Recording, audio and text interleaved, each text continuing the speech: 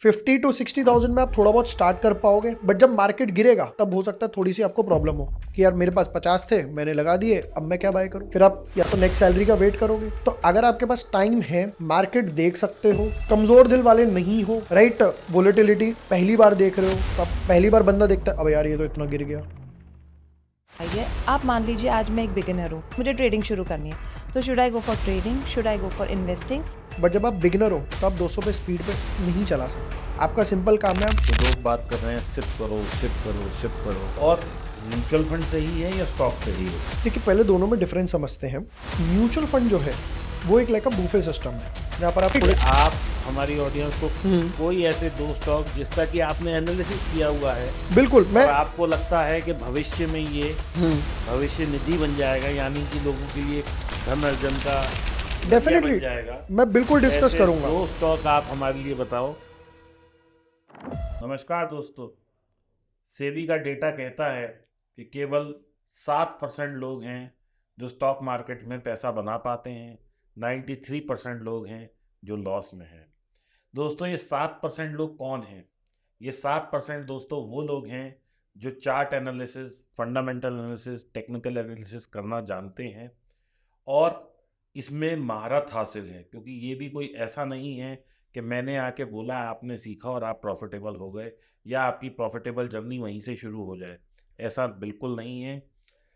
इसी खोज में दोस्तों बहुत दिनों से हम कोशिश कर रहे थे कि हम आपके बीच में एक ऐसे गेस्ट को इनवाइट करें जिनको कि टेक्निकल में महारत हासिल है, जिनको फंडामेंटल में महारत हासिल है, जो कि सेबी रजिस्टर्ड हैं और one of the oldest name in stock market हैं।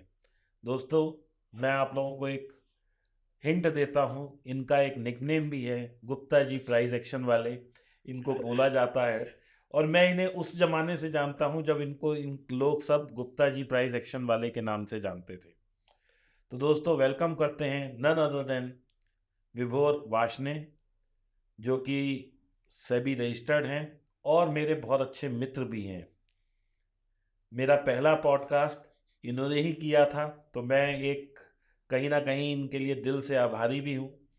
और आज मैं चाहता था कि आप लोग इनसे मिलें और कुछ सीखें, क्योंकि ये एक तो होता है कोई 1-2 साल का गुणी होता है, ये बहुत पुराने गुणी हैं। तो स्वागत करते हैं विभोर का अपने इस पॉडकास्ट डीप टॉक्स में।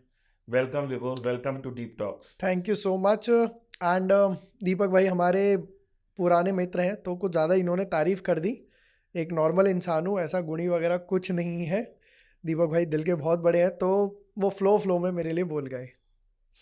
Welcome Vibhor, welcome thank to you, deep talk. Thank you ma'am. और जो भी दीपक ने कहा है मैं पूरा अग्री करती हूँ क्योंकि हाँ बिल्कुल सही बात है, पहला पॉडकास्ट इनका आपके साथ ही अरे हुआ था और हमें एक डायरेक्शन आप ही ने दी है। डेफिनेटली। तो विभोर, जैसे आपने दीपक को डायरेक्शन दी, अब हम चाहते हैं आप हमारी ऑडियंस के लिए एक ऐसी डायरेक्शन दीजिए कि जो ट्रेडिंग करना चाहते हैं या जो इन्वेस्टिंग करना चाहते हैं वो क्या रोड मैप फॉलो करें, उसमें A to Z आप बताइए। आप मान लीजिए आज मैं एक बिगिनर हूँ और मुझे इतना सारा देख देख के इंस्टा पे और सब जगह मुझे ट्रेडिंग शुरू करनी है, तो should I go for trading, should I go for investing? और अगर मुझे दोनों के लिए जाना है तो मुझे किस तरह मूव करना है? डू यू थिंक मुझे म्यूचुअल फंड में जाना चाहिए? डू यू थिंक मुझे स्टॉक्स लेने चाहिए या मुझे ट्रेडिंग करनी चाहिए? बहुत सारे सवाल पूजा जी ने एक साथ पूछ हाँ। लिए, लेकिन मैं विभोर आपसे रिक्वेस्ट करूंगा कि आप 1 बाय 1 सबके आंसर करें। एक एक फ्लो में चलते हैं। हाँ। तो 2013 में मैंने पापा को बोला मुझे गाड़ी सीखनी है। मैं 18 साल का हो चुका हूँ, मुझे गाड़ी सीखनी है। पापा ने कहा एक वो ड्राइविंग लाइसेंस वाले वो होते हैं ना, वो सिखाते हैं बराबर में बैठ के। मैंने कहा ठीक है। मैं देख रहा हूँ कि मेरे तरफ भी I should say accelerator, clutch और ब्रेक था और उधर की तरफ भी था। बट उसने कहा आज तुम सिर्फ स्टेयरिंग पे ध्यान दो। उसने कहा कोई क्लच ये वो नहीं संभालना, मैं आराम से सिर्फ स्टेयरिंग संभाल रहा हूँ। 2 दिन गुजर गए, फिर उसने कहा चलो अब मैं तुम्हें थोड़ा गियर सिखाता हूँ। फिर 4-5 दिन बाद उसने थोड़ा क्लच ब्रेक सिखाया। फिर धीरे धीरे हम लोगों ने स्पीड बढ़ाई। अगर कोई बंदा नया मार्केट में आ रहा है, पहले उसका काम है कि मार्केट का डायरेक्शन देखो क्या है, ट्रेंड पकड़ में अगर उसको आ गया, उसको ये नहीं करना कि पहले दिन ही वो RSI लगा ले, मूविंग एवरेज लगा ले, दिमाग में खिचड़ी पका ले। अगर वो सिर्फ एक स्ट्रैटेजी पे फोकस करे पहले, जब वो 10 15 20 ट्रेड लेगा तब उसे पता चलेगा उसके फेवर में है या नहीं है। This should be the first step. कोई भी स्ट्रैटेजी ले सकता है, प्राइस एक्शन पे ले ले या किसी भी चीज़ पे, बट ये नहीं होना चाहिए इधर भी देख रहे हो, इधर भी देख रहे हो, इधर भी देख रहे हो। वो फॉर्मूला 1 वालों का काम है जो 200 250 की स्पीड पे चलाते हैं, 1 सेकंड में इधर से उधर गाड़ी करते हैं और पलक भी नहीं झपकते। बट जब आप बिगिनर हो तो आप 200 पे स्पीड पे नहीं चला सकते। आपका सिंपल काम है, आप ब्लू चिप से स्टार्ट करो। 2013 में मेरे फादर ने मुझे एक आता है, SBI ले लो, लॉन्ग टर्म में धोखा नहीं देगा। ऊपर जाता है, नीचे आता है, ऊपर जाता है, क्योंकि इतनी बड़ी बैंक है तो वो ब्लू चिप है। रिलायंस, अंबानी, टाटा का कोई भी स्टॉक ले लो, ये लॉन्ग टर्म में धोखा नहीं देगा। तो अगर आपको वोलेटिलिटी नहीं चाहिए या न्यू हो, यहाँ से स्टार्ट करो। This should be the first direction. तो इसका मतलब ये हुआ विभोर के किसी को स्टार्ट करना है तो जो टॉप 10 कंपनीज हैं ब्लू चिप की, उनसे वो अपना पहले स्टार्ट करे धीरे धीरे, बिल्कुल और देखे कि उसको डायरेक्शन और ये सब पकड़ में आ रहा है या नहीं। बिल्कुल और टॉप। फिर उसके बाद उसे, मतलब he should test his waters after that. बिल्कुल टॉप 10 ले सकते हो, या निफ्टी 50 ले सकते हो, फिर धीरे धीरे आप बैंक निफ्टी के इंडेक्स पे जा सकते हो। क्योंकि निफ्टी 50 में आप देखोगे ना, इतनी वोलेटिलिटी नहीं है। अभी मार्केट गिरा, निफ्टी या निफ्टी के स्टॉक्स इतना नहीं गिरे जितना स्मॉल कैप मिड कैप गिर गए, और जो स्मॉल कैप मिड कैप के इंडेक्स में नहीं है वो उससे ज़्यादा गिर गए। पैनिक सेलिंग बोल सकते हो, FII लगातार बेचते जा रहे हैं। तो इस बीच में कोई नया बंदा होता है ना, वो 2 दिन में ही अपना डीमैट अकाउंट खाली कर देता है। एक बहुत इम्पोर्टेंट सवाल मैं बीच में डाल रहा हूँ कि पिछले 6 महीने में ऑलमोस्ट 1.5 लाख करोड़ की FIIs ने सेलिंग कर दी, और शायद इससे भी ज़्यादा। बिल्कुल। तो 1.5 लाख करोड़ एक बहुत बड़ा नंबर है। तो क्या वजह है सेलिंग की? क्या इंडिया की मार्केट से ट्रस्ट उठ गया है उनका, या दे हैव बेटर अपॉर्चुनिटीज, या इंडिया जो है इमर्जिंग मार्केट नहीं रहा? क्या वजह है? अभी 2 दिन पहले 3 दिन पहले US का इन्फ्लेशन डेटा आया, वो इन्फ्लेशन डेटा बढ़िया आया, जिसके वजह से डाउ ऊपर, नैस्डैक ऊपर की तरफ गया। बट यहाँ पर इन्फ्लेशन डेटा भी लाइन में या थोड़ा बढ़कर ही आ रहा है। हमने पढ़ा कि भैया ग्रोथ कितने क्वार्टर्स पीछे चली गई। ये 3-4 जो सेंटिमेंट्स थे वो बैक टू बैक हर्ट हो गए। और मोस्ट इंपॉर्टेंट, कभी सेबी FPI पे कोई रूल लगा देता है। टैक्सेशन इतने ज़्यादा हो रखे हैं कि भैया अगर आप इंडिया में कमाओगे तो आपको अच्छा खासा टैक्सेशन देना है। ब्रोकरेज इतनी खासी खासी पे करनी पड़ती है, जहाँ US में सिंगल लगती है, STT दो, GST दो, ब्रोकरेज दो। तो वो मेजर फैक्टर्स ना बैक टू बैक हिट कर रहे हैं, जिसकी वजह से FII कह रहे हैं भैया एक बार रेट कट हो जाए, थोड़ी सी इकोनॉमी स्टेबल हो जाए, हम वापस आ जाएंगे।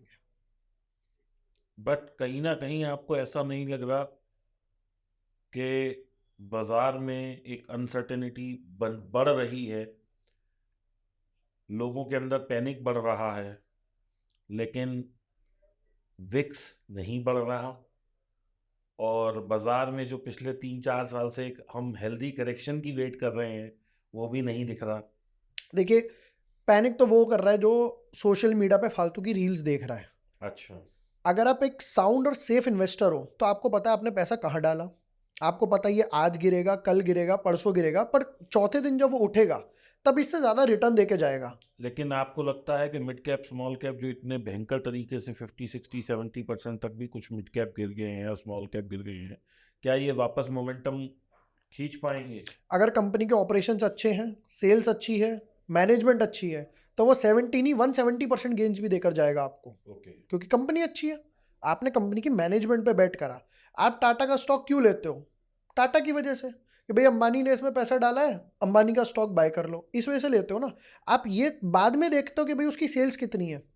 एक कंपनी है हेमिस्फीयर प्रॉपर्टीज, टाटा का उसमें अच्छा खासा स्टेक है, कंपनी की सेल्स है जीरो सेल्स, स्टॉक आज भी 200 रुपये पे ट्रेड कर रहा है। क्यों? क्योंकि टाटा ने उसमें पैसा डाला हुआ है, स्टेक बाय कर रखा है। जिस दिन सेल शुरू होगी लंबी रेस का घोड़ा बनेगा। तो अगर आपको पता है, चाहे वो स्मॉल कैप हो, मिड कैप हो, ब्लू चिप हो, लार्ज कैप हो, कुछ भी हो, कंपनी के मान लेता है एक क्वार्टर खराब आया, 2 क्वार्टर खराब आएंगे, पर जब तीसरे क्वार्टर में वापस से पिकअप होगा, या सीजनल स्टॉक हो गया, मान लेते हैं कोई जैसे बेवरेज का स्टॉक ले लेते हैं, कपड़ों का स्टॉक ले लेते हैं, तो वो जिस दिन वापस से पिकअप लेना स्टार्ट होगा फिर वो नॉन स्टॉप रैली आएगी। बट उस स्टॉक में आएगी जिसकी मैनेजमेंट अच्छी है, वापस से कन्वे कर पाएगी अपने इन्वेस्टर्स वगैरह को, सेक्टर अच्छा है।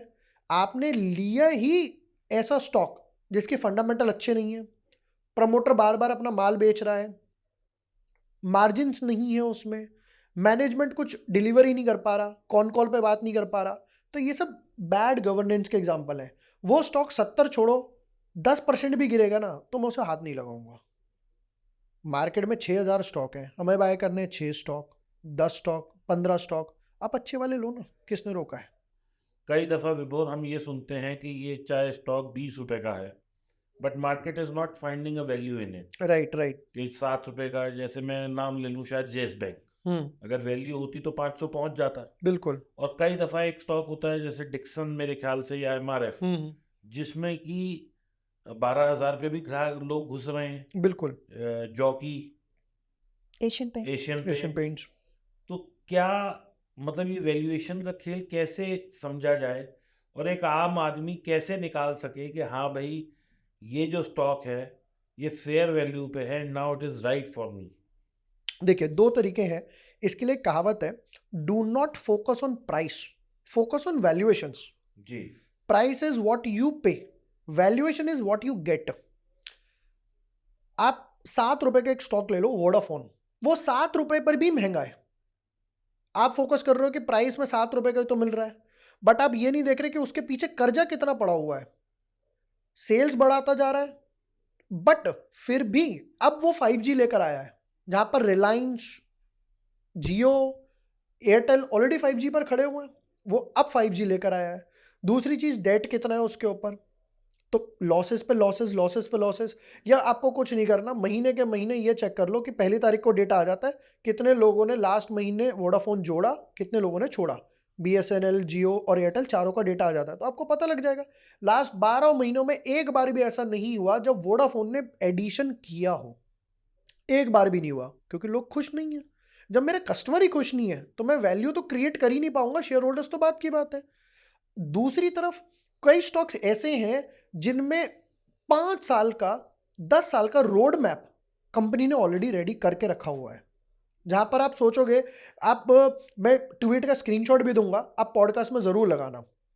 डिक्सन मेरे पास 7-8 हजार रुपए का पड़ा हुआ है, आज वो 18,000 टच हो गया, इस फॉल में 15,000 तक आया, तो क्या मैं बेच दूंगा? नहीं, क्योंकि गेम लंबा है। अभी डिक्सन ने रिसेंटली वीवो के साथ पार्टनरशिप करी और एक जेवी लॉन्च किया, जिसमें डिक्सन 51% का पार्टनर है, मेजर होल्डिंग उसके पास है, और वो चाहे तो और एक्वायर भी कर सकता है। तो उसको भाई, जब लोग मोबाइल बनाने को दे रहे हैं, और आप देख ही रहे हो आजकल हर बंदा एक एक नहीं 2-2 मोबाइल लेकर घूम रहा है। कोई आप मैं मतलब बोलूँ कि जो कोई छोटा बंदा है जिसकी लो इनकम है, उसके पास भी स्मार्टफोन है, राइट? डिजिटल एरा चल रहा है, वो भी आजकल पेटीएम से स्कैन कर रहा है, और बहुत अच्छी बात है, होना भी चाहिए भैया लोगों के पास नॉलेज। तो ये मोबाइल कौन बना रहा है? डिक्सन। पुराने वाले मोबाइल रिफर्बिश होते रहते हैं, नए आते रहेंगे, और वो प्रोसेस वगैरह चलता रहेगा जब तक प्राइस स्टेबल है उन चीज़ों का। तो वो ये चीज़ का फैक्टर है। तो डिक्सन के पास आगे के 5 साल का, 7 साल का प्लान है, प्रॉफिटेबल कंपनी है, इसलिए लोग उस पर फोकस कर रहे हैं। विभोर, जैसे आपने बताया कि कंपनी के फंडामेंटल्स अच्छे हों, उसकी सेल्स अच्छी हों, तो हमें उसी कंपनीज में इन्वेस्ट करना चाहिए। लेकिन अब जो लोग ऑलरेडी कर चुके हैं और अभी मार्केट में जैसे फॉल आया और उनकी almost half of the capital vanish हो चुकी है, तो व्हाट यू सजेस्ट कि वो उसको होल्ड करके रखें या वही स्टॉक्स वो किसी और प्रोडक्टिव उसमें डालें ताकि एक अच्छी उनको ग्रोथ मिल सके? क्योंकि जो जितनी फॉल आई है, मुझे लगता है इसको बढ़ने में टाइम लगेगा ही लगेगा। But the people who are trapped already, how should they get out of it now? देखिए, इन्वेस्टिंग ना वो प्रोसेस नहीं है कि आप आज बाय करो 2 महीने बाद सेल कर दो, वो तो स्विंग ट्रेडिंग हो गया। पराग पारिक की एक बहुत अच्छी बुक है, रैग्स टू रिचेस के नाम से। उसमें पहली लाइन में यही लिखा हुआ है कि एक किसी भी पॉइंट पे हर बंदा इन्वेस्टर है। हो सकता है जैसे आप खाना बना रहे हो तो आप अपना टाइम दे रहे हो, प्यार इन्वेस्ट कर रहे हो। मान लेते हैं मैं पढ़ाई कर रहा हूँ, कोई बच्चा पढ़ाई कर रहा है तो वो अपना टाइम दे रहा है, नॉलेज में इन्वेस्ट कर रहा है। मैं मार्केट में इन्वेस्ट कर रहा हूँ, तो हम हर पॉइंट पे इन्वेस्ट करते हैं। इन्वेस्टिंग ये नहीं है कि मैं आज लूँ 6 महीने में बेच दूँ, 8 महीने में, वो 2, 5, 10 सालों का गेम है। तो आज मार्केट की वोलेटिलिटी की वजह से अगर कोई स्टॉक नीचे भी आया है और अच्छी चीज़ है, तो सिंपल सी बात है कि वो कल जाएगा। मैं आपको ऐसे एग्जांपल देता हूँ, कोविड आया था, उस टाइम एक चीज़ तो क्लियर थी कि लोगों के पास खाने के पैसे नहीं थे, Exactly. बैड फेज हुआ। तो ये भी चीज़ क्लियर थी कि भाई सबसे पहले एयरलाइन हिट करेगी, टूरिज्म हिट करेगा, और नंबर 3 पे रियल स्टेट हिट करेगा। अब Definitely. आप सपोज करो आपने कोई प्लॉट बाय करा, लेट्स से 50 लाख रुपए का, कल कोविड आ गया या कोई रिसेशन वगैरह आ गया, उसकी वैल्यू हो गई 40 लाख रुपए या 45 लाख रुपए, तो क्या आप डर के बेच दोगे? बिल्कुल नहीं। बिल्कुल नहीं बेचोगे ना। आप कहोगे भाई मैं होल्ड करूंगा, मुझे पता है अच्छी जगह पर है, प्राइम लोकेशन है, थोड़ा सा अप एंड डाउन चल रहा है, वापस 50 60 55 पे हो जाएगी। तो आप 60 70 80 जो भी आपका टारगेट है, 80 लाख आ गया, आपने कहा भैया मुझे अच्छा खासा रिटर्न मिल रहा है, 60% में निकल गई, प्रॉफिट कमाया। सेम चीज स्टॉक के साथ है। अगर आपने अच्छा स्टॉक बाय करा है, रिलायंस 1600 से 1200 आ गया, जो स्विंग ट्रेडर होगा, जब सपोर्ट टूटेगा वो एग्जिट कर जाएगा। जो मिड टर्म ट्रेडर होगा वो एग्जिट कर जाएगा कि भाई 1600 का 1200 आ गया, ये ऑलमोस्ट 25% डाउन है, मेरा निकल गया। बट जो लॉन्ग टर्म वाला है, प्रॉपर इन्वेस्टर है, वो नहीं निकलेगा। Like your father, like my father, बिल्कुल। हिज फादर, इनका यही वो पॉइंट ऑफ व्यू रहता पुराने है। वाले तो फिजिकल शेयर्स बाय करके उन्हें भाई कर रख देते थे, भाई उसे भूल जाओ। या आप अंबानी का एग्जांपल लो, स्टॉक गिर गया तो क्या मुकेश अंबानी अपने शेयर सेल कर देगा? एक भी शेयर सेल नहीं करेगा। वो तो कहेगा भैया मुझे पेट्रोल बेचने दो, ये फालतू की बातें मुझसे मत करो, राइट? तो अगर आपने अच्छा स्टॉक लिया है तो वो थोड़ा गिरेगा, थोड़ा और गिरेगा, नीचे जाएगा। FII DII बड़े प्लेयर्स उसको अच्छे लेवल पे एक्यूमुलेट करेंगे, मार्केट से लिक्विडिटी कम होगी, 2-3 अच्छे क्वार्टर रिजल्ट आएंगे। रिलायंस का एग्जांपल ही ले रहे हैं, अच्छे रिजल्ट आए, 2% ऊपर चला गया। तो वो प्रोसेस चलता रहेगा। अगर आपने अच्छा स्टॉक लिया है, आप उसे होल्ड करो। बट आपने लिया स्विंग ट्रेडिंग पर्पज से था, जब आप चार्ट ड्रॉ कर रहे थे कि भाई इसके नीचे गया तो मैं एग्जिट कर दूंगा, तो अगर उसके नीचे गया है, रूल्स को रिस्पेक्ट करो, स्टॉप लॉस हिट हो चुका, पोर्टफोलियो से रिड्यूस कर दो या उसको एग्जिट कर दो। और जो दूसरा कोई स्टॉक ब्रेकआउट दे रहा है, आप उसमें पैसा डाल के अपना लॉस एक पार्शली या हद तक रिकवर कर सकते हो। यूज केस पे डिपेंड करता है बेसिकली। बिल्कुल बिल्कुल। ओके। विभोर, आजकल हर आदमी, हर दूसरी रील अगर आप देखोगे तो लोग बात कर रहे हैं सिप करो सिप करो सिप करो। मैं भी बोलता हूँ कि सिप करो, बिल्कुल लेकिन लोगों को एक कन्फ्यूजन हमेशा बंधा हुआ है कि सिप करें या स्टॉक करें। स्टॉक 10,000 में कुछ आता नहीं, सिप 10,000 में 10 सिप हो सकती हैं, 1,000 रुपए की 10। बिल्कुल आप लार्ज कैप से लेके स्मॉल कैप तक हर कैटेगरी में इन्वेस्ट कर सकते हैं, फ्लेक्सी ऐप भी कर सकते हैं, टैक्स सेविंग भी, मतलब 10,000 बिल्कुल, में पूरी आप जो है सब पूरा मार्केट ले सकते अक्रॉस हो। द मार्केट सब कुछ ले सकते पूरी हैं। शॉपिंग हो राइट सकती है। पूरा शॉपिंग मॉल है वहाँ, राइट ठीक है।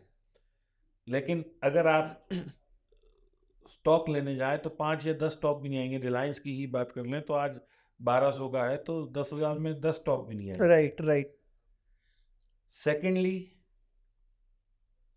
उसके पास टाइम का कितनी अवेलेबिलिटी है ये भी निर्भर करता है। बिल्कुल तो एक जो छोटा निवेशक है या एक सैलरीड पर्सन है, या मैं आज कहूँ कि जो मिडिल क्लास है जिसकी की सैलरी 1 लाख या 50,000 से 2 लाख के बीच में है, तो क्या सही मात्रा का निवेश कितना सही है, और म्यूचुअल फंड सही है या स्टॉक सही है?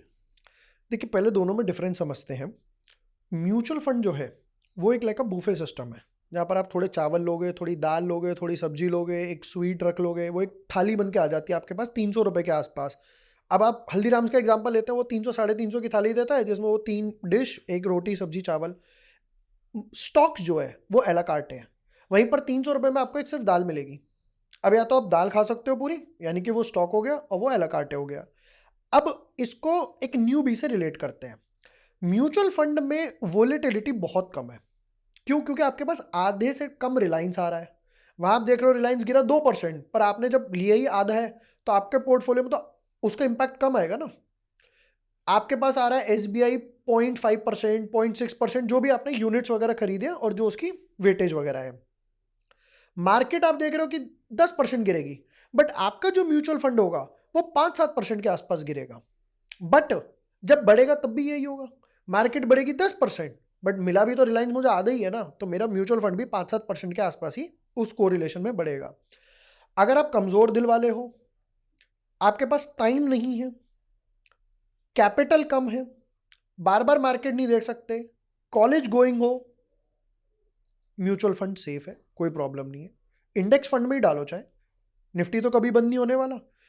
आपके जब फादर ट्रेड करते होंगे तभी सेंसेक्स था, आप जब आए तब भी है, मैं कर रहा हूं तब भी है, मेरी गुड़िया करेगी तब भी निफ्टी तो चलेगा ही चलेगा। तो वो बेस्ट ऑप्शन है। अगर आपके पास टाइम है कैपिटल अच्छी खासी है, मार्केट हर दूसरे तीसरे दिन देख सकते हो। अच्छी खासी का क्या मतलब होता है कैपिटल? अच्छी खासी यार देखो, बीइंग वेरी ऑनेस्ट, जैसे आपने 5-10 हज़ार बोला, तो वो 5-10 हज़ार में तो कुछ नहीं आने वाला। आप रिलायंस का एक शेयर ले लोगे, 2 एसबीआई के शेयर ले लोगे, एक आधा कोई अडानी का भी डाल लोगे कि चलो मेजर पोर्ट्स अडानी के पास हैं, तो मैं पोर्ट्स वगैरह डाल देता हूँ। तो ये 5-10 हज़ार की कैपिटल थोड़ी सी कम है, being very honest and blunt वगैरह। नहीं नहीं, अगर मान लो कोई लमसम डाले तो कितनी कैपिटल आपके हिसाब से? 5 लाख, 2 लाख, 20 लाख, 50 लाख, कितनी कैपिटल से आदमी को उतरना चाहिए स्टॉक मार्केट में? मिनिमम टू मिनिमम 1 लाख तो है ही है। अच्छा। मिनिमम मैं बोल रहा हूँ, देखो 50 to 60,000 में आप थोड़ा बहुत स्टार्ट कर पाओगे, बट जब मार्केट गिरेगा तब हो सकता है थोड़ी सी आपको प्रॉब्लम हो कि यार मेरे पास 50 थे, मैंने लगा दिए, अब मैं क्या बाय करूँ। फिर आप या तो नेक्स्ट सैलरी का वेट करोगे। तो अगर आपके पास टाइम है, मार्केट देख सकते हो, कमज़ोर दिल वाले नहीं हो, राइट, वोलेटिलिटी पहली बार देख रहे हो, तो आप पहली बार बंदा देखता है अब यार ये तो इतना गिर गया। वहीं पर दूसरा जो प्रो ट्रेडर होता है उसको पता है कोई टेंशन नहीं है, सो जाओ। उसने कोविड भी देख लिया, रशिया यूक्रेन का भी देख लिया, हिंडनबर्ग भी देख लिया, एन नंबर ऑफ बजट्स भी देख लिए, डिमोनेटाइजेशन भी देख लिया, उसने सब देख रखा है, उसे पता है ये मार्केट कल ऊपर जाएगा ही जाएगा। तो आप डायरेक्ट स्टॉक्स में डालो अगर आपके पास इन चीज़ों में टाइम है, कैपिटल अच्छी खासी है, वरना म्यूचुअल फंड से स्टार्ट करो। मेरी मॉम है, सिर्फ 2 फंडा, या तो आईपीओ या म्यूचुअल फंड। वो कहती है टाइम है नहीं, जो भी थोड़ी बहुत सेविंग्स उनकी होती हैं वो अपनी म्यूचुअल फंड में लगाती रहती हैं या आईपीओ मिला तो ठीक, वरना उसको म्यूचुअल फंड में लगा देंगी। फिर अगले महीने लगाएंगी, आईपीओ मिला तो ठीक, वरना उसको म्यूचुअल फंड में लगाती रहेंगी और आराम से सोती हैं, उन्हें कोई टेंशन नहीं है। वो कहती है यार मैं ये 60 साल की एज पर आकर ये देखूंगी कल अडानी 40% गिर गया हिंडनबर्ग की वजह से, वो कहती है मुझे तो 2 बीपी की और गोली खानी पड़ेंगी। वो आराम से सोती है, कोई टेंशन नहीं है। विभोर, अब आपने बताया जैसे आपकी जो मदर है वो म्यूचुअल फंड्स में इन्वेस्ट करती है and she sleeps peacefully. There is a question, आजकल जैसे ये एसआईपी और एसडब्ल्यूपी, इन्होंने एसआईपी का पूछा, मैं एसडब्ल्यूपी का पूछती हूँ। एसआईपी और एसडब्ल्यूपी की बहुत हवा है, right. Right? I am correct? तो अगर आपकी मदर के पास एक फंड है, से फॉर एग्जांपल 1 सीआर है या 50 लाख है, एनीथिंग, तो आप क्या सजेस्ट करोगे कि वो उसकी एफडी करा के इंटरेस्ट खाए या एसडब्ल्यूपी करके अपनी मंथली एक्सपेंसेस रन करे? मतलब एफडी तो इज लाइक कचरा जिसे बोलते हैं ना, थोड़ी ब्लंट भाषा में बोलूँ तो वो मुझे क्यों लगता है, मैं उसका रीज़न बताता हूँ आपको। गवर्नमेंट कहती है कि होलसेल इन्फ्लेशन या रिटेल इन्फ्लेशन 6-7% के आसपास चलता बिल्कुल, रहता है। बिल्कुल। वन पर एफडी आपको दे रही है 7% के आसपास। अब कोई बंदा अगर 50 लाख की एफडी करा रहा है, इंटरेस्ट कमाएगा, तो वो 10% 20% टैक्स ब्रैकेट में आ गया, और कुछ ना कुछ इनकम तो होगी जब उसके पास 50 लाख है। अब मान लेते हैं 7% में से 20% अलग कट गया, यानी 1.4% टैक्स में चला गया, तो यानी आपके पास बचा 5.8% के आसपास, और इन्फ्लेशन आपका बन रहा है 7% के आसपास, तो मैं तो नेगेटिव रिटर्न्स में रह गया। बिल्कुल। आज लास्ट ईयर जो आप 100 रुपए से आटा, सब्जी, बेसिक कपड़े की बात कर लेता हूँ, खरीद सकते थे, आज वो नहीं खरीद सकते। अगले साल हो सकता है उसका आधा भी ना आए, तो मैं तो उल्टा नेगेटिव जा रहा हूँ अगर मैं एफडी में डाल रहा हूँ। दूसरी तरफ अगर मैं म्यूचुअल फंड में डाल रहा हूँ, सो प्रोबेबिलिटी है, हो सकता है, मैं ऐसा नहीं बोलूंगा कि म्यूचुअल फंड आपको इस साल भी 14 देगा, अगले साल भी 14 देगा, 15 साल देगा। पहले साल हो सकता है 20 दे, अगले साल हो सकता है 10 दे, 30 हो गए 2 साल में, हो सकता है तीसरे साल में वापस भी ले ले। कोविड का आ गया भैया, झटका लग गया, रशिया यूक्रेन का आ गया, झटका लग गया। पर जब वो चौथे साल ऊपर जाएगा, 5वें साल ऊपर जाएगा, क्योंकि वैल्यूएशंस अच्छी हो चुकी है, पीए करेक्ट हो चुका है, रिजल्ट्स अच्छे आ रहे हैं, तो वो बेटर हो जाएगा, और 4 साल का जो होगा वो एवरेज अच्छा खासा बन जाएगा। 14-15% आ जाता है, आई थिंक। 10-12, मैं कह रहा हूँ एफडी भी बीट हो गया, वहाँ पर मैं 7% को बीट करना चाह रहा हूँ प्लस टैक्स वगैरह, तो अगर यहाँ पे 10% 12% भी आ गया तो भी तो मैं प्रॉफिट में ही रहा। तो जब आपको ज़रूरत लगेगी तो आप एसडब्ल्यूपी तब स्टार्ट कर सकते हो, बीच में रोक सकते हो, या आप डायरेक्ट विड्रॉ कर सकते हो अगर आपको एसडब्ल्यूपी चालू नहीं करनी है। विभोर, किसी को भी आज ट्रेडिंग या मैं कहता हूँ चलो इन्वेस्टिंग ही स्टार्ट करनी है, तो चार्ट में ऐसा क्या लगाएं या ऐसा क्या देखें कि वो डिसीजन ले पाए कि हाँ now this is the right time to buy? एक आंसर, कुछ मत लगाओ, अच्छा। Price action. But price action सीखना इतना आसान नहीं है, तो it takes a lot of time. It takes practice, not time. वही मैं तो ये कहता हूँ टॉक टू चार्ट के भैया आप चार्ट से बातें करो, वही बताएगा कि कब खरीदना है कब बेचना है। बिल्कुल बताएगा। और देखो मेरा तो ये भी मानना है कि 2 ट्रेंड लाइन जो आपको बता सकती हैं वो 50 इंडिकेटर भी नहीं बता बिल्कुल सही बात है। देखो एक कहावत है, भाव भगवान छे। सकती। यस। आपको पता है प्राइस क्या कर रहा है, किस वैल्यूएशंस पे कर रहा है, कैंडलस्टिक क्या बोल रही है। हर कैंडलस्टिक ट्रेड नहीं करनी, पहला रूल तो ये है। आप आरएसआई लगा लो, स्टॉक ऊपर आरएसआई ऊपर, stock down RSI down, moving average लगा लो, प्राइस ऊपर मूविंग एवरेज जो भी आपने लगाया 50 लगाया 200 लगाया वो एडजस्ट करता रहेगा। प्राइस लगाओ और वॉल्यूम लगाओ और 80% आपका काम हो गया। 80% मैं कहता हूं, देखो आप बड़े से बड़ा कोर्स की बात करते हैं, इंसान पहले 12th करता है, फिर बैचलर्स करता है, फिर मास्टर्स करता है और उसके बाद सिर्फ एक कोर्स बचता है, वो है पीएचडी, और तो नहीं है। अब पीएचडी आप एक या दो टॉपिक पर कर सकते हो, कोई फाइनेंस में करेगा, कोई डॉक्टरी में करेगा, कोई इंग्लिश में करेगा, जो भी है सेम चीज़ है। आप एक या दो पैटर्न्स पे पीएचडी कर लो तसल्ली से। कोई पता है मेरी वीडियोस के नीचे लिखता है आपको सिर्फ राउंड बॉटम आता है, मैं खुश होकर बोलता हूँ कि हाँ मुझे सिर्फ राउंड बॉटम ही आता है, मैंने तसल्ली से उसको प्रैक्टिस करा है। दूसरा एग्जाम्पल लेते हैं, मान लेते हैं आप, अभी हम लोगों ने हल्दीराम्स का एग्जाम्पल लिया था। आप हल्दीराम्स में जाते हो, आपने वहाँ पे अपनी पर्ची दी कि भैया मुझे छोले भटूरे खाने हैं, वो बोलता है भैया छोले भटूरे आगे वाले काउंटर पे मिलेंगे। क्यों? क्योंकि उसका शेफ वहाँ बैठा है, वो पूरे दिन बैठ के छोले भटूरे ही बनाएगा। उसे कोई सैंडविच से मतलब नहीं, उसे कोई चाइनीज से मतलब नहीं, उसे कोई साउथ इंडियन से मतलब नहीं।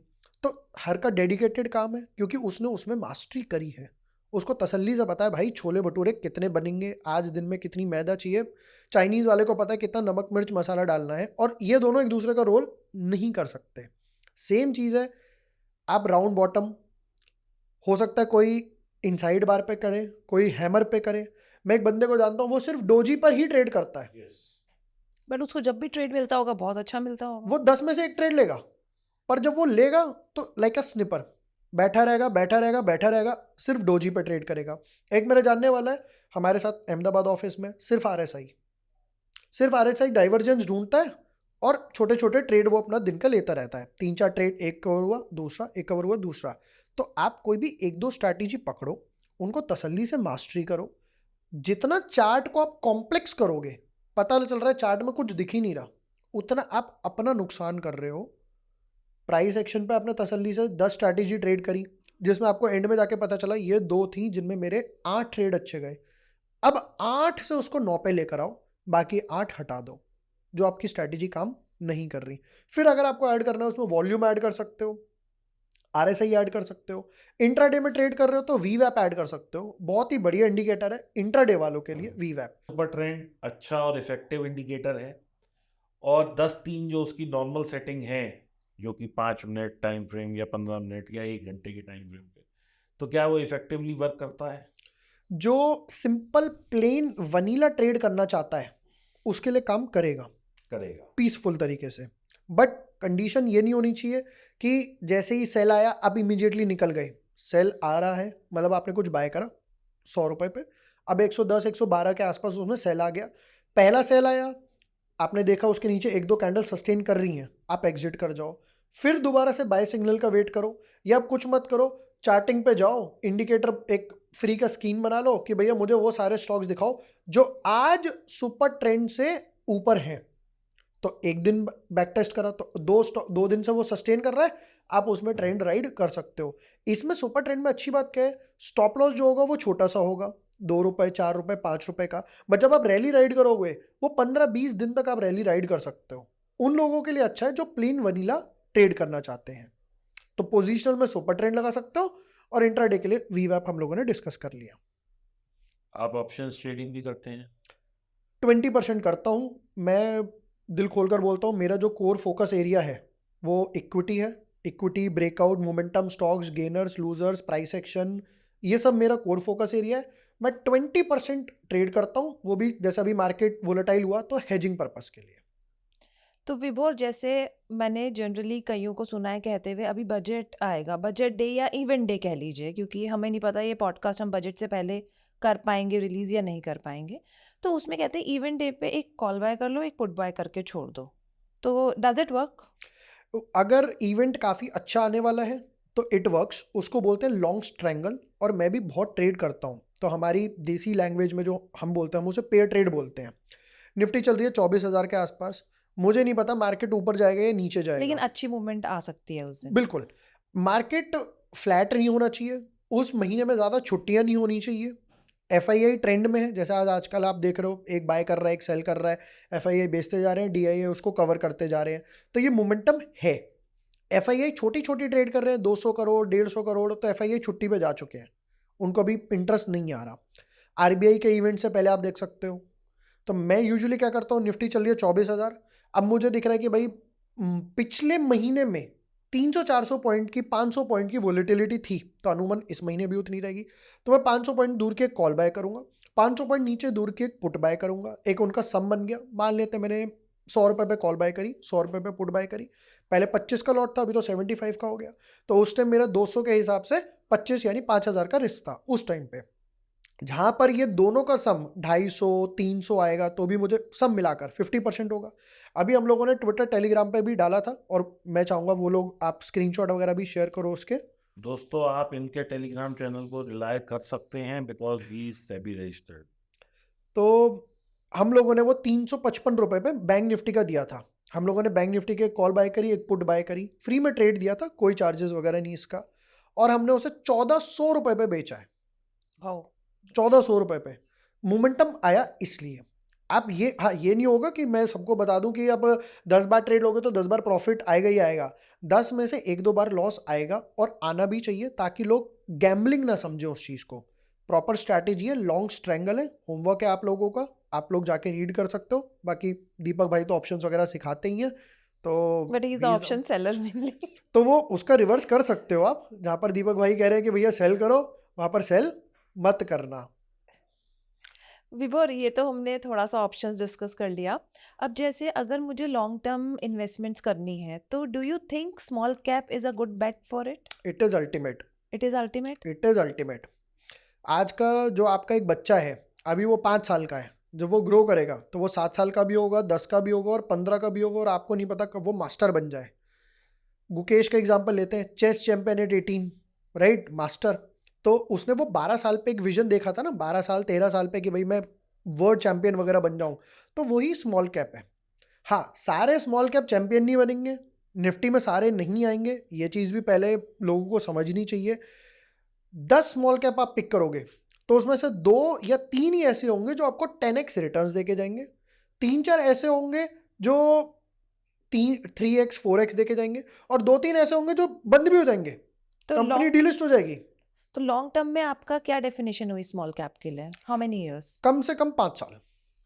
तो इसका मतलब विभोर ये हो गया कि सबसे पहली चीज जो मैं आपकी बात से समझ पाया हूँ कि अगर मेरे पास 1 लाख रुपए हैं और मुझे 10 स्टॉक में इन्वेस्ट करना है तो सब में बराबर करना है, बिल्कुल, ताकि जो 30x या 10x या 15x हो वो आपको बम्पर प्रॉफिट दें, जो 3 लॉस में हो वो 50% अगर लॉस में है तो उसी मात्रा में लॉस हो, और जो जस्ट 3 या 4 में पैसा डूब जाए, तो ये जब आप इसको ओवरऑल देखेंगे तो आप मुनाफे में ही रहेंगे। मुनाफे में रहेंगे। प्लस दूसरी बात क्या है ना, इसमें ह्यूमन इंटरवेंशन नहीं हुई, आपकी एक बायसनेस नहीं आई, यार मुझे लग रहा है वो ना कल मोदी जी चांद पे जाए, मेरे लगने से कुछ नहीं होता।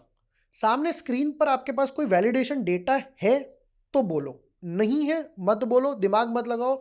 5 लाख रुपए 10 स्मॉल कैप में बढ़िया वाले 50-50 हज़ार डाल के छोड़ दो, 2 साल बाद देखोगे थोड़ा बहुत ऊपर नीचे होगा, और मार्केट क्योंकि जैसे आपने कहा कि भैया एक बढ़िया बुल रन चल रहा है, तो हो सकता है ये 5 लाख के 7.5 लाख हो जाए, 7 लाख हो जाए, अभी मैं 6.5 लाख आपसे हो इस जाए, पे आने वाला हूँ राइट। कि आप हमारी ऑडियंस को कोई ऐसे 2 स्टॉक बताएं, क्योंकि आप सेबी रजिस्टर्ड हैं, आपके हम्म पास एनालिसिस होगा, हम्म कोई ऐसे 2 स्टॉक जिसका कि आपने एनालिसिस किया हुआ है बिल्कुल। मैं और आपको लगता है कि भविष्य में ये भविष्य निधि बन जाएगा, यानी कि लोगों के लिए एक धन अर्जन का जरिया डेफिनेटली बन जाएगा, मैं बिल्कुल डिस्कस ऐसे करूंगा। 2 स्टॉक आप हमारे लिए बताओ, जो कि स्टॉक तो बताओ ही बताओ, और ये बेसिस जानना जरूरी है कि ये स्टॉक आप क्यों बता रहे हो। ठीक है, डन। तो पहले तो ये वाला टॉपिक क्लियर करते हैं।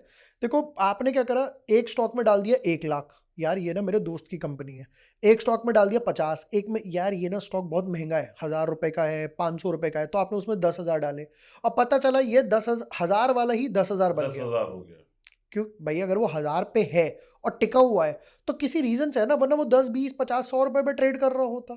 डिक्सन अगर आज 17,000 का है तो किसी रीजन से है, और 8,000 से लेकर नॉन स्टॉप रैली आई उसमें, क्योंकि वो केपेक्स करता जा रहा है। कोई भी कंपनी अगर केपेक्स कर रही है तो वो समझ जाओ आगे 2 साल 3 साल 5 साल में अंधा पैसा बनाकर देगी आपको। दोस्तों, कैपेक्स का मतलब होता है कैपिटल एक्सपेंडिचर। इसका मतलब ये है कि मेरी एक व्यवस्था है कुछ भी प्रोड्यूस करने की, यानी कि मैं 100 टेलीफोन रोज़ प्रोड्यूस करता हूँ। अब मैं कैपेक्स कर रहा हूँ, यानी कि मैं कैपिटल एक्सपेंडिचर कर रहा हूँ। इसका मतलब कि मैं अपनी एक्सपेंशन कैपेसिटीज़ को बढ़ा रहा हूँ। तो आने वाले 2 साल 1.5 साल में मेरी जो अभी प्रोडक्शन 100 फ़ोन की है वो 200 हो जाएगी, या 300 हो जाएगी, या 500 हो जाएगी। तो अगर अभी मेरा मुनाफा 10% है, उस वक्त भी 10 ही रहेगा, लेकिन आज 100 फ़ोन में 10% है, यानी कि अगर मैं मान के चलूँ कि हर एक फ़ोन में आप 1 रुपये कमा रहे हैं, तो आप 100 रुपये कमा रहे हैं, तो आने वाले 1 साल में आप 500 रुपये कमाएंगे। तो जब इस तरह से किसी कंपनी की कमेंट्री आती है, कैपेक्स इंक्रीज की कमेंट्री आती है, और प्रॉफिटेबल है कंपनी और उसको मार्केट वैल्यू भी दे रहा है, तो वो स्टॉक बहुत जल्दी ग्रो करता है। रीज़न बीइंग कि हमारा मार्केट जो है वो फॉरवर्ड लुकिंग है। राइट। तो जब भी कोई कमेंट्री आती है, मैं आपको एक और एग्जांपल देता हूँ।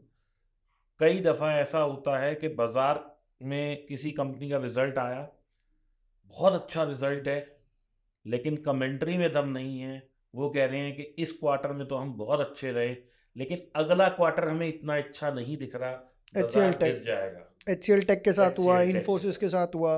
और कई दफ़ा दोस्तों ऐसा होता है कि रिज़ल्ट बिल्कुल ख़राब है, कंपनी ने इस क्वार्टर में कुछ नहीं करा, शायद लॉस पोस्ट करा इस क्वार्टर में, लेकिन उन्होंने कमेंट्री ऐसी धुआंधार करी कि हम पिछले 4 क्वार्टर से ज़्यादा प्रॉफिट इस क्वार्टर में कमाएंगे, क्योंकि we were under a projection और ये और वो।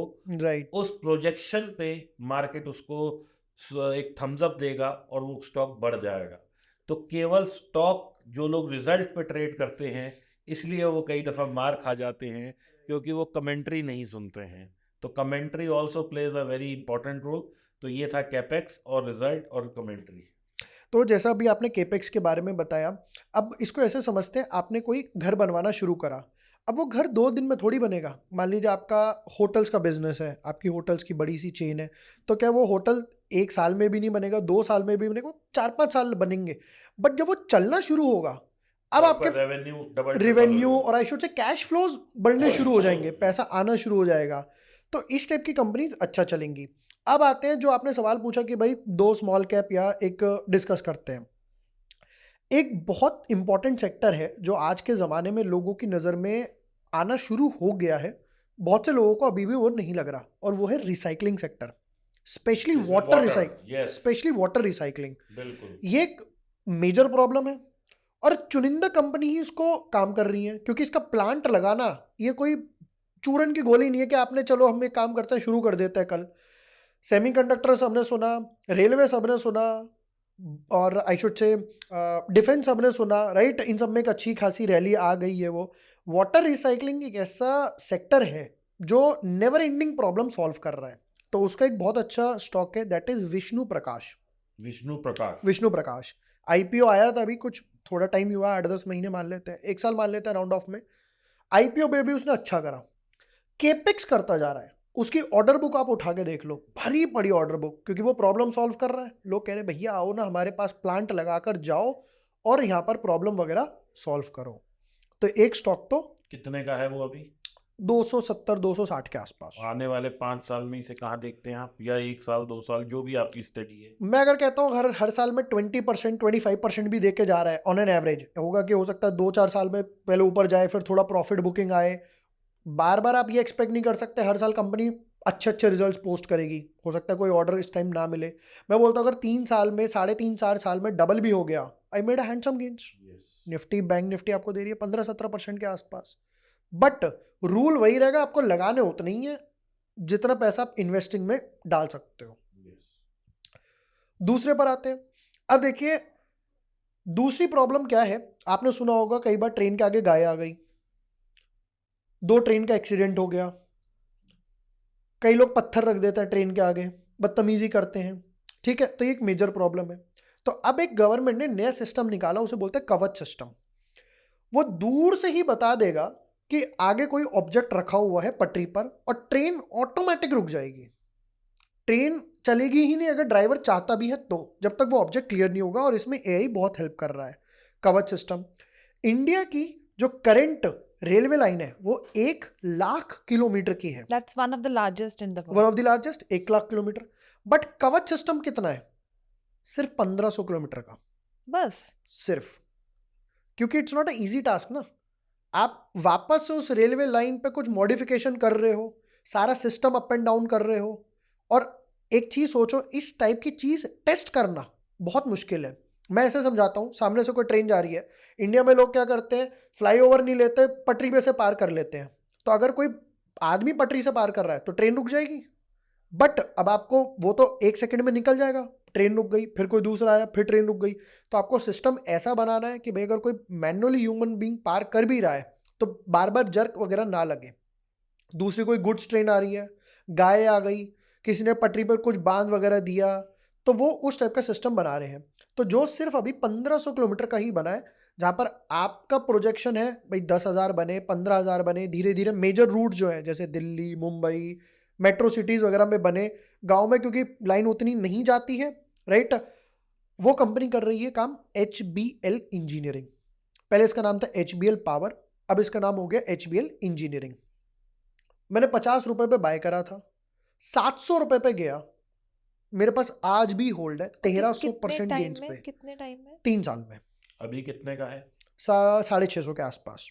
तो आपकी राय में ये एक अच्छा स्टॉक हो सकता है? बिल्कुल हो सकता है। उसका दूसरा रीजन ये है कि HBL पावर और I should say HBL engineering, इसमें तो है ही है, ये डेटा सेंटर में भी जा रहे हैं। ओके। वायरिंग में भी है, जो तार ट्रांसमिशन वगैरह वायरिंग होती है ये उसमें भी है, डेटा सेंटर में भी जा रहे हैं, और उससे भी इंपॉर्टेंट ये इस चीज़ पर तो जा ही रहे हैं। तीसरा जो आप लोग देख सकते हो, जो हम थर्ड एक सेक्टर हमने ये डिस्कस करा, एक हमने तीसरा सेक्टर है डेटा सेंटर का। अब लोग पूछ रहे भाई डेटा सेंटर, लोगों ने रील खूब देख ली, डेटा सेंटर के 5 स्टॉक। अरे डेटा सेंटर है क्या, पहले लोगों को वो तो समझाओ।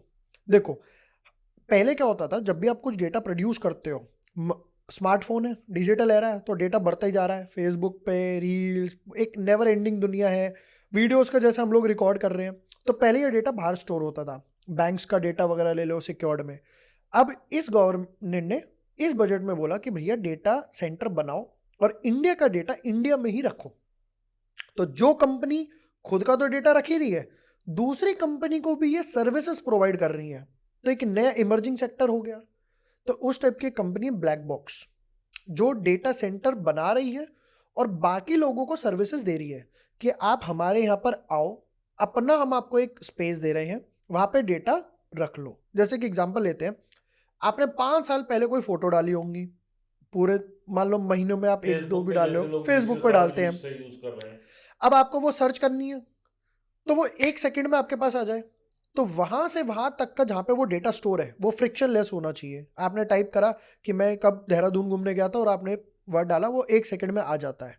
तो उसके लिए राउटर्स लगेंगे, वायर लगेगी, नेट लगेगा, स्टोरेज स्पेस लगेगा, और ये जो पूरा एक हब बनाया जाएगा, हार्डवेयर हो गया, ये जो हब बनाया जाएगा वो किसी ज़मीन पर बनाया जाएगा ना, हवा में तो बनेगा नहीं।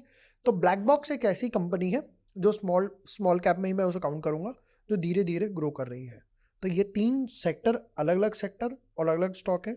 अगर आपको इनमें से कोई और स्टॉक इन सेक्टर में से चूज करना है, डेफिनेटली कर सकते हो, क्योंकि ये तीनों सेक्टर ऐसे हैं जिनमें बहुत ग्रोथ है। लोगों ने IT देख लिया, TCS, इन्फी, विप्रो, ये ब्लू चिप है। PSU बैंक देख लिए, HDFC, SBI, ये सब ब्लू चिप है। हम स्मॉल कैप की बात कर रहे हैं। तो हम सबसे पहले जो हमने स्टॉक की वो करी वो था Vishnu Prakash, Vishnu Prakash, which is in water recycling. दूसरा स्टॉक जो हमने करा वो था HBL इंजीनियरिंग, जो कि रेलवे कवच में है। तीसरा स्टॉक जो हमने करा वो डेटा सेंटर्स ब्लैक बॉक्स। ये तो हो गए स्मॉल कैप। अब एक कंपनी जो विभोर की ऑल टाइम फेवरेट है कि जब भी पैसा हो इसमें डाल दो, ऐसा भी कुछ है? मैं थोड़ा अगर इस टाइप का बोलूं, और क्योंकि क्या है ना, देखो मेरी पर्सनल ओपिनियन बाकी लोगों से अलग हो सकती है। नहीं, बट क्योंकि आप एक सेबी रजिस्टर्ड भी हो और दूसरा हम ये मान के चलते हैं कि जो भी आप बोलोगे उसके पीछे एक स्ट्रांग रिसर्च होगी, ऐसे तो आप भी नहीं बोलोगे। डेफिनेटली होगी, बट प्रॉब्लम क्या है ना, देखो मेरी पर्सनल पोर्टफोलियो अलग रहेगी, जो मैं ऑडियंस को बताऊंगा उनमें ज़मीन आसमान का फ़र्क होगा। मैं कोई स्टॉक का नाम बोल दूं, बंदा करे कि कल जाकर सारा पैसा उसमें डाल दे, कल वो गिर जाए वो मुझे फ़ोन करके पूछेगा सर मैं क्या करूं, सर मैं क्या करूं। नहीं, ये तो देखिए अपना विवेक तो लोगों को लगाना ही पड़ेगा राइट। कि कभी भी आपके पास 100 रुपए हैं तो आपको 5 रुपए से ज़्यादा तो किसी स्टॉक में इन्वेस्ट ही नहीं करने। विभोर ही नहीं, कल को कोई कितना ही बड़ा एनालिस्ट आके बोले you don't have to invest more than 5% of your capital in one particular stock. वो दोस्तों हम लोग इसलिए कहते हैं कि 5% कैपिटल अगर पूरी ज़ीरो भी हो जाए तो 95% जब आपको 10-12-15% सालाना कमा के देगी, या 95 की आपने एफडी कर दी तो जो उससे कमाई होगी वो एटलीस्ट आपकी जो कैपिटल है वो वहीं की वहीं रहेगी।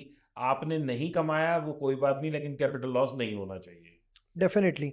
तो मैं यूजुअली जो फोकस करता हूँ इस टाइप पे, मैं 20 वगैरह में डालता हूँ। निफ्टी 20। निफ्टी 20 हो गया, IT 20 हो गया। अच्छा। IT 20 is one of my favourite, क्योंकि कोई मिड कैप में भी ऐसे ईटीएफ है? बहुत सारे हैं। मिड कैप मेरे पास एक है, मैं आपके साथ अगर अभी शेयर करता हूँ, मैं आपको स्क्रीनशॉट भी दूंगा, और ताकि ना ऐसा ना हो कि मैं जो बोल रहा हूँ वो मैं खुद ही नहीं कर रहा। यस। ठीक है, तो आप स्क्रीनशॉट डालना। मैंने एक स्मॉल कैप का म्यूचुअल फंड लिया था, 10 रुपए के, जो NFO आया था उसमें, और 2020-2021 के आसपास की वो बात है। आज वो 35 रुपए पे ट्रेड कर रहा है। मेरा पैसा 3.5 गुना हो गया, और मैं आराम से बैठा हुआ हूँ, क्योंकि मुझे पता है कि वो स्मॉल कैप का इंडेक्स है, और जैसा भी हमने बात करी है, स्मॉल कैप आगे जाके मिड कैप बनेगा, और मिड कैप आगे जाके लार्ज कैप बनेगा। इसलिए मैं आराम से पेशेंटली बैठा हुआ हूँ। तो आप mid cap 20, small cap 20, IT 20, digital era की जो हम लोग बात कर रहे हैं उसमें डाल सकते हो, बैंक 20 वगैरह में डाल सकते हो। ये इस टाइप का है, जब मेरे पे एक्स्ट्रा फंड होता है तब मैं उसमें डाल देता हूँ, और मुझे जब ज़रूरत भी होती है निकाल लेते हैं। मैं निकाल लेता हूँ, 1 सेकंड में पैसा आ जाता है। कोई लॉक इन वगैरह इसमें नहीं रहता, लिक्विडिटी अच्छी खासी रहती है, तो निकालने में और डालने में तो मुझे कोई प्रॉब्लम नहीं आती।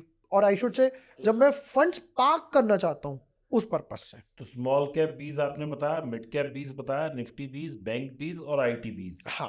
तो दोस्तों जब आप निफ्टी में इन्वेस्ट करना चाहते हैं तो निफ्टी 20, बैंक निफ्टी में इन्वेस्ट करना चाहते हैं तो बैंक 20। जब आप स्मॉल कैप में इन्वेस्ट करना चाहते हैं तो स्मॉल कैप 20 नहीं होता है, उसके लिए आपको म्यूचुअल फंड रूट लेके कोई भी म्यूचुअल फंड में इन्वेस्ट करना पड़ेगा। Same you have to do with mid cap as well. ठीक है जी। राइट, आप ETF ले सकते हो उसका, राइट, या फिर जैसे कहते हैं निफ्टी बैंक 20, ये तो क्योंकि एक्सचेंज के थ्रू आते हैं तो इसमें लिक्विडिटी अच्छी खासी हो सकती है, वरना आप ETF वगैरह ले सकते हो।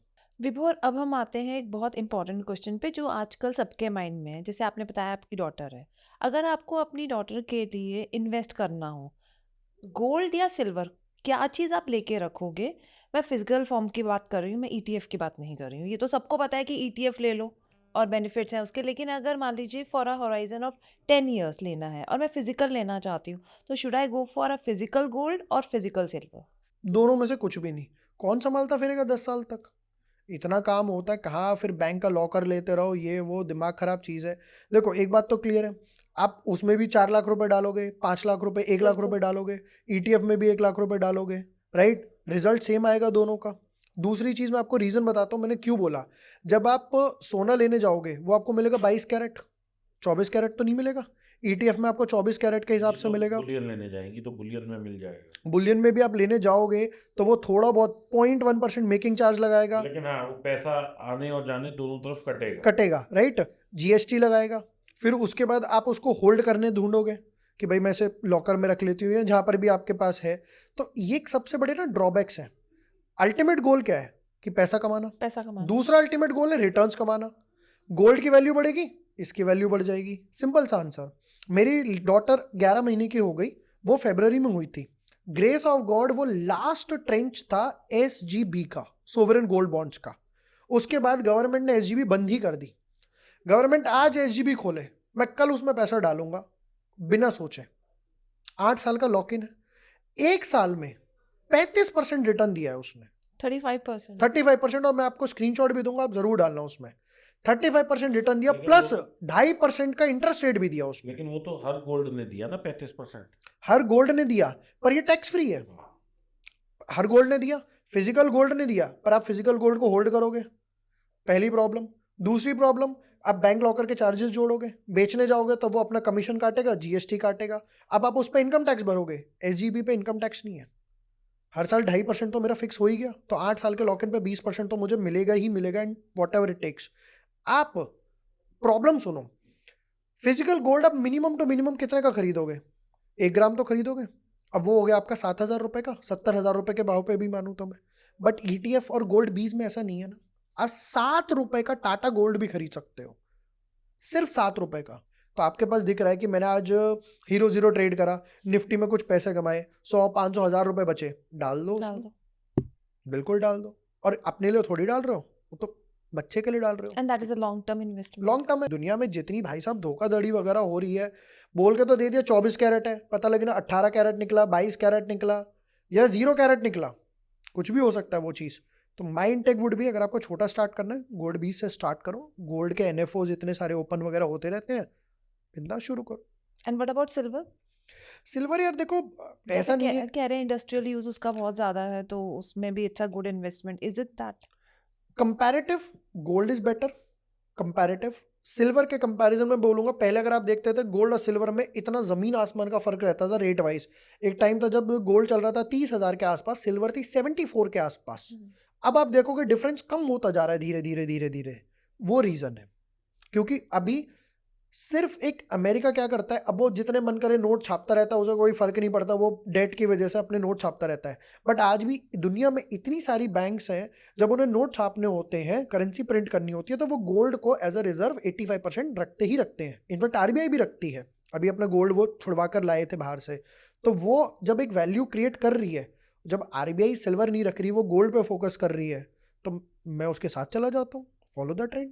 तो दोस्तों, मैं आशा करता हूं कि आज बहुत ज्ञान की बातें और प्योर इन्वेस्टिंग जो एक माइंडसेट होता है उसकी बातें की हमने। और दोस्तों, बहुत टाइम बाद मैंने ऑप्शन छोड़ के कहीं एक ऐसा पॉडकास्ट किया है जिसमें कि आप लोगों को वैल्यू और वेल्थ क्रिएशन के बारे में हमने बात की है। बहुत मज़ा आया दोस्तों, और आशा करते हैं कि आप लोगों को भी मज़ा आया होगा। और इसी विश्वास के साथ मैं धन्यवाद देता हूँ विभोर का, कि वो यहाँ आए और उन्होंने अपना कीमती समय हमें दिया और हमारी ऑडियंस और आप सब लोगों के लिए एक बहुत अच्छी वैल्यू क्रिएट की। Thank you Vibhor, thanks for thank you, coming. Thank you so Vibhor, much, thank you so thank much. You.